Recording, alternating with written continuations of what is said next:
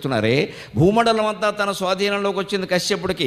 ఒక్క ఫ్లెక్సీ పెట్టలేదు, ఒక్కడిని శుభాకాంక్షలు చెప్పమని అడగలేదు, ఒక్క ఆర్భాటం సభ చేయలేదు. తీసిపారా ఈ భూమండలం నాకు దేనికి, పరశురాముడికి బుద్ధిచ్చాలు చేయడం కోసం అడిగాను తప్పితే నాకు అవసరం లేదన్నాడు. ఒక ఋషి ఉండవలసిన విధానంగా ఉండలేదు కాబట్టి నేను అడిగాను, దీన్ని వెళ్ళిపోమని చెప్పాను. ఈ భూమండలం అంతా నాకు ఇచ్చావు కదా, నా భూమండలంలో నువ్వు ఉండడానికి వీల్లేదు, వెళ్ళిపోమని చెప్పాను అన్నాడు.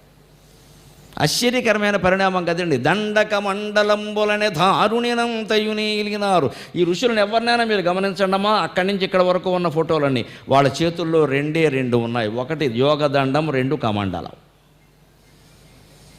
ఆ రెండే ఏదో గుడ్డ కట్టుకోవాలి. దిగంబరంగా ఉంటే ఏమవుతుందో తెలుసా, కొంతమంది కొన్ని మతాల వాళ్ళు, జైన మతాల్లో కొన్నిట్లో దిగంబర సన్యాసులు కూడా ఉంటారు.